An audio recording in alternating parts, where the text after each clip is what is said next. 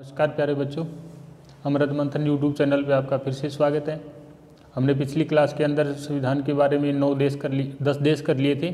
इसके अंदर किन किन देशों से हमारा भारत का जो संविधान है वो उठाया गया है। तो आज जो नेक्स्ट क्लास है इसके अंदर अपने करेंगे भारत के संविधान के अंदर जो हमें मौलिक अधिकार दिए गए हैं उसके बारे में अपने चर्चा करेंगे। तो अपने करते हैं। तो इसके अंदर क्या है बच्चे, अपने जब भारत के संविधान के अंदर जो हमें कानून के अकॉर्डिंग क्या क्या अधिकार मिले गए हैं तो अपने वो एक एक करके करेंगे।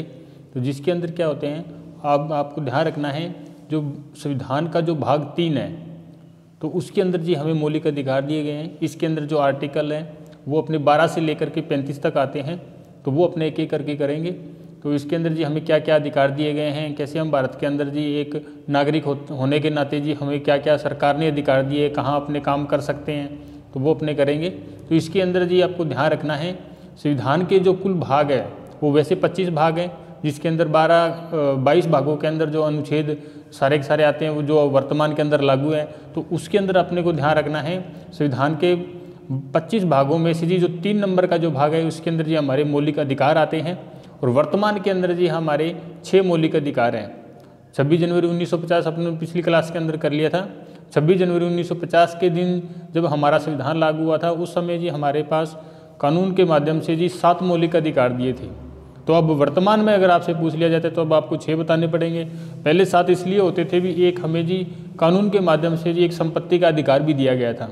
अब संपत्ति के अधिकारों को जी कानून ने के माध्यम से जी अब उसको उसमें संशोधन करके जी अब उसको जी आर्टिकल 300 के अंदर जोड़ दिया है। तो इसीलिए क्या जी अब हमारे वर्तमान के अंदर 6 मौलिक अधिकार बचते हैं, वो अपने करते हैं। तो जो संविधान का जो भाग 3 है, ये देखिएगा, संविधान का भाग जो 3 है तो इसके अंदर जी अनुच्छेद 12 से 35 तक मौलिक अधिकारों का जी विवरण मिलता है। ठीक है ना, ये आपको पक्का पक्का ध्यान रखना है। इसके अंदर जी 12 और 13 जो आर्टिकल है उसके अंदर जो है वो हमारे मौलिक अधिकारों की परिभाषा के बारे में दिया गया है। और बाद में जो पहला जो मौलिक अधिकार आता है वो आता है जी अपना समता का अधिकार, समता या समानता का अधिकार। इसके अंदर अपने को ध्यान रखना है अनुच्छेद जी 14 से लेकर के 18 तक। अब जी आपका थोड़ा काम होता है, भी मैंने आपको बताया था भी आप कॉपी पेन लेकर के साथ में रखा करो और साथ के साथ में आप नोट कर लिया करो। तो अब मैंने तो आपको बता दिया समता और समानता का अधिकार, इसके अंदर जी आपका आर्टिकल 14 से 18 तक आता है। लेकिन अब आपका भी थोड़ा बहुत फर्ज बनता है कि भी जी आप 14 से लेकर के 14 में क्या दिया गया है, 15 में क्या दिया गया है, 16 में क्या दिया गया है, तो आप इसमें एक बार नज़र ज़रूर मारें।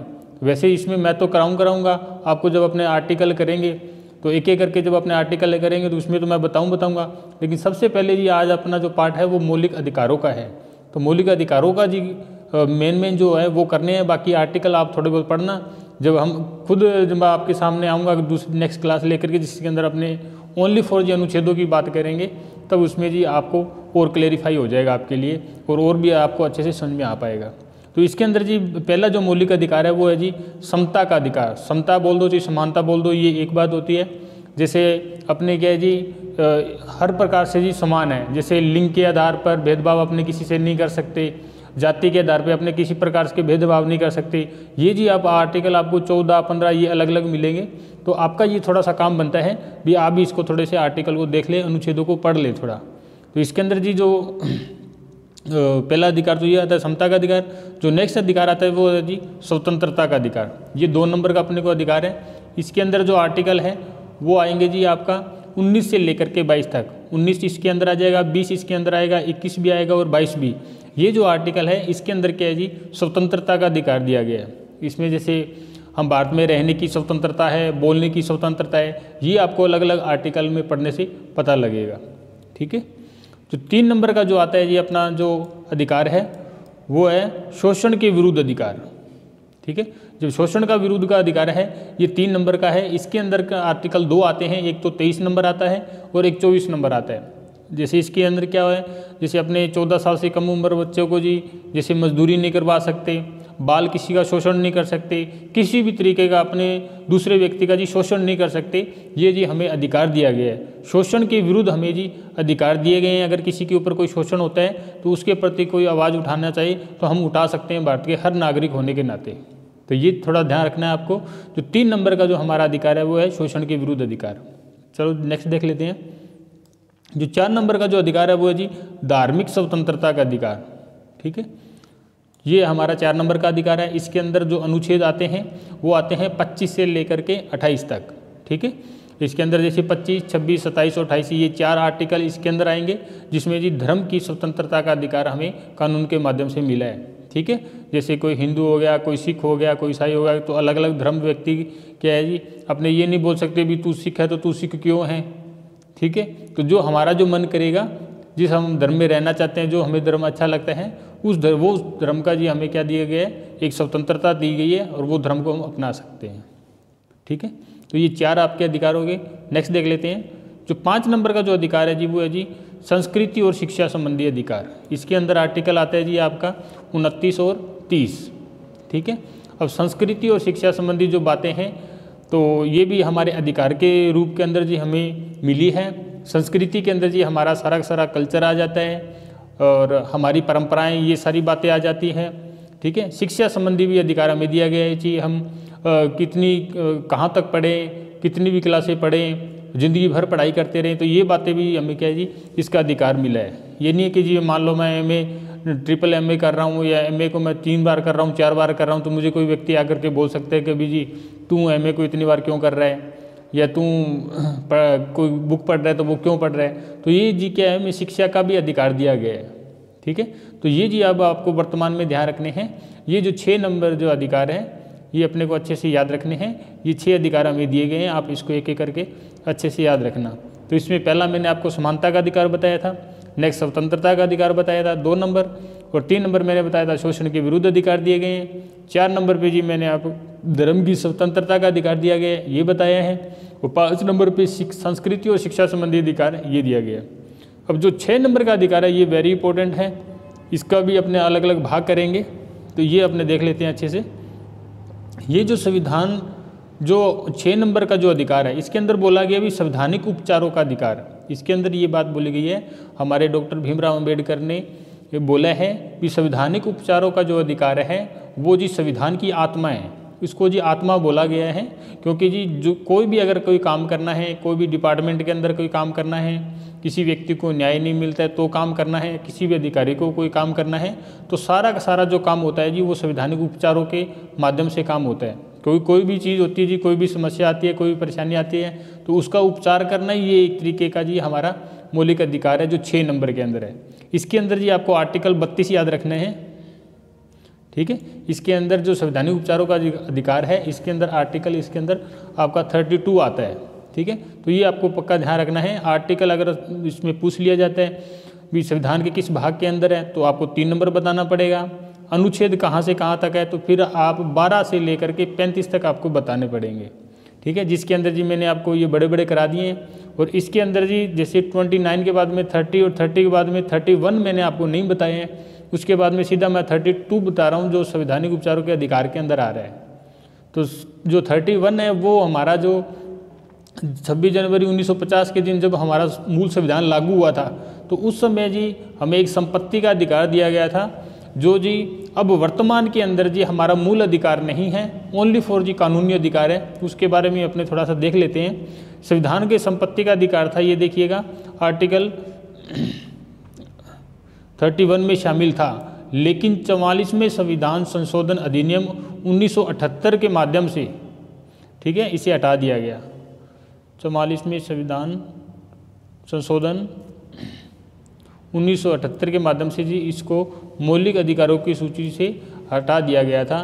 तो अब जी अगर मान लो आपको वर्तमान में पूछ लिया जाता है, तो जो संपत्ति का अधिकार था ये अब वर्तमान में नहीं है, 1978 के बाद में इसको हटा दिया गया था। ये जो संशोधन हुआ था वो 44वां संविधान संशोधन था, और उसके माध्यम से जी बाद में क्या हुआ भी इसको जी संविधान के भाग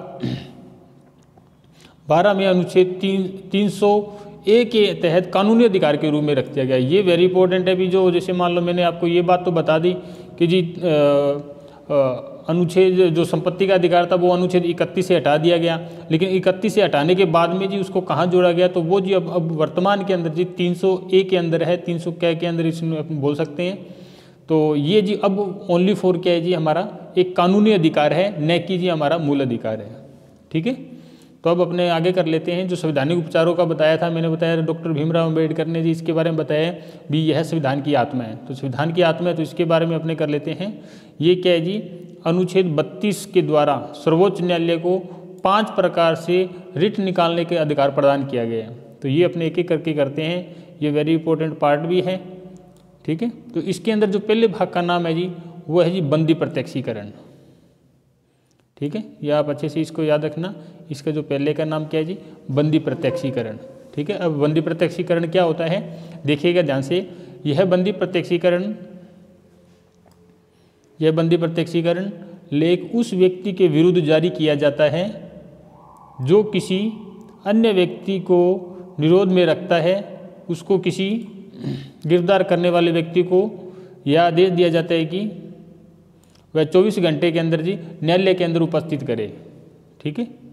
ये बंदी प्रत्यक्षीकरण ये होता है भी जैसे कोई पुलिस वाला हमें, जैसे पुलिस इंस्पेक्टर जैसे हमें पकड़ के ले जाता है या पकड़ लेता है, तो इसका मतलब ये नहीं है कि जी हमारे ऊपर कोई FIR दर्ज नहीं करी है, हमें जी बिना फालतू के सलाखों के पीछे जी 2-4 दिन रख के बैठा, तो ऐसा नहीं है जी। बंदी प्रत्यक्षीकरण वो होता है भी 24 घंटे के अंदर अंदर जी उस व्यक्ति को जी दंडाधिकारी के सामने जी उपस्थित करना होता है। कहने का मतलब ये है भी अगर जी किसी व्यक्ति को किसी जुर्म के अंदर पकड़ा जाता है तो जो पुलिस वाले जो अधिकारी होते हैं उनका फर्ज बनता है भी 24 घंटे के अंदर हमें जी कहाँ पे उपस्थित करें, न्यायालय के अंदर उपस्थित करें। दंडाधिकारी जो होते हैं, जो हमारे जज होते हैं, जो हमारे कोर्ट होते हैं, वहाँ पे उपस्थित करें।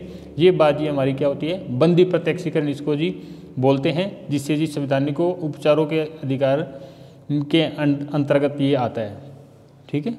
तो 2 नंबर का जो पार्ट है वो है जी आपका संवैधानिक उपचारों का जी, उसका नाम है जी परमादेश। ये ध्यान से देखिएगा, परमादेश क्या होता है। देखिए यह परमादेश लेख कुछ पदाधिकारियों को जारी किया जाता है जो अपने सार्वजनिक कर्तव्यों का निर्वहन नहीं करते हैं। सार्वजनिक कर्तव्यों का निर्वहन नहीं करते हैं, ये बोल दो चीज, सार्वजनिक कर्तव्यों का पालन नहीं करते हैं ये बोल दो, तो उस कर्तव्य का पालन कर सके इसके लिए जी क्या होता है जी, परमादेश इसको बोला जाता है।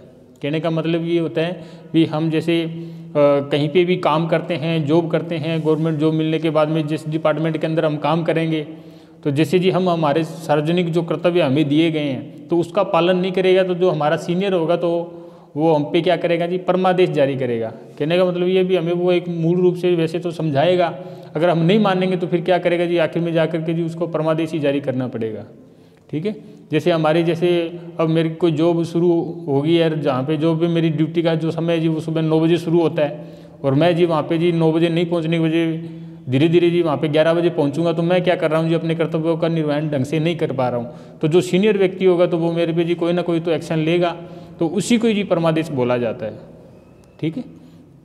नेक्स्ट देख लेते हैं, जो तीसरा जो इसका जो रिट निकालने का सिस्टम होता है संवैधानिक उपचारों का, वो उसका नाम होता है जी प्रतिषेध लेख, ठीक है। अब प्रतिषेध लेख देख लेते हैं जी क्या होता है।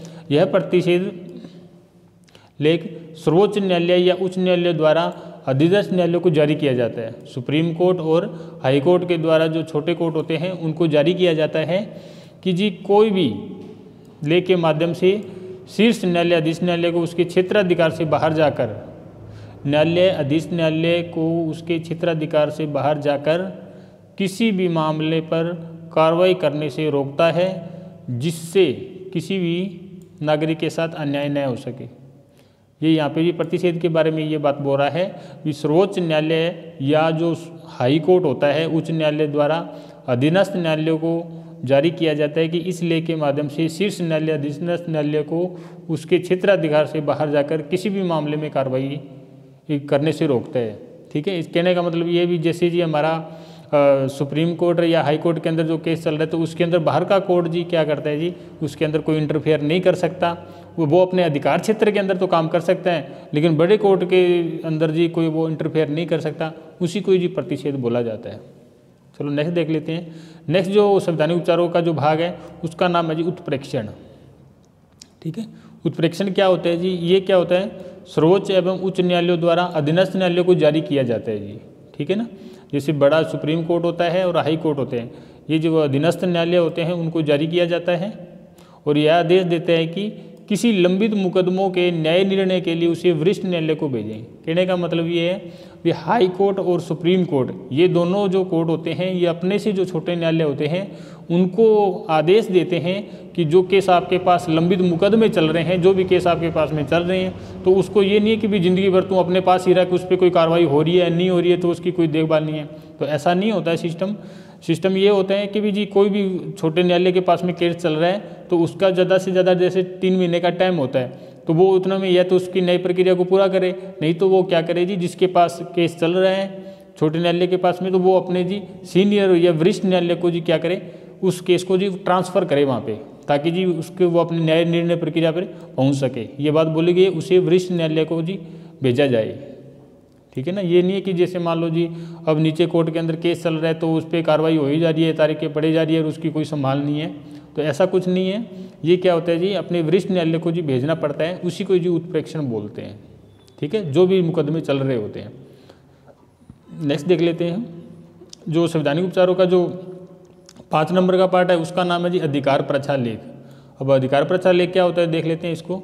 यह अधिकार लेख सर्वोच्च न्यायालय या उच्च न्यायालय द्वारा उसे जारी किया जाता है जो ऐसे पदाधिकारी के रूप में कार्य करने लगता है। ठीक है, ये पूरा पढ़ लेते हैं, फिर इसका मैं मतलब बताता हूँ। जिस रूप में कार्य करने का उसे विधानिक अधिकार प्राप्त नहीं है।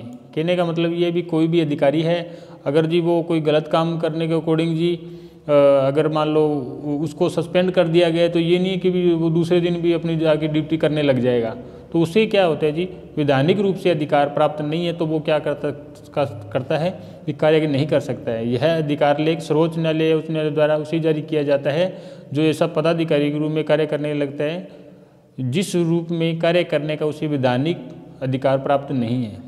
ठीक है, न्यायालय इस लेख के माध्यम से उस व्यक्ति से पूछता है कि वह किस अधिकार से कार्य कर रहा है, तो ये भी बात पूछता है, क्योंकि ये नहीं है कि जैसे किसी व्यक्ति को जी सस्पेंड हो गया है तो ये नहीं है कि वो दूसरे दिन जाएगा और वहाँ पे जा कर के जॉब करने लग जाएगा, तो वो उस व्यक्ति से पूछता है भी जी वो किस अधिकार से कार्य कर रहा है।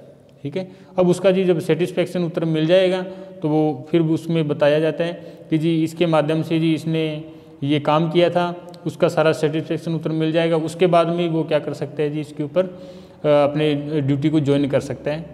ठीक है, तो ये जी अपने भारत के संविधान के 6 भाग, संविधान के मूल अधिकारों के 6 भाग, जिसके अंदर जी मैंने समता का अधिकार, स्वतंत्रता का अधिकार, ये सारे एक एक करके बता दिए। तो मुझे उम्मीद है जी आपने नोट कर लिया होगा। तो जी आप हमारा सहयोग बना के रखें, हमारे चैनल को लाइक कीजिए, सब्सक्राइब कीजिए। ठीक है, और बेल आइकन का बटन जरूर दबाइए ताकि आपको हर नोटिफिकेशन जारी होता रहे। ठीक है, तो हमारा साथ देने के लिए जी आप एक पौधा ज़रूर लगाएं और हमारे YouTube चैनल पर इसको जी कमेंट करके बताएं और उसकी फ़ोटो खींच करके भेजें। ओके, धन्यवाद।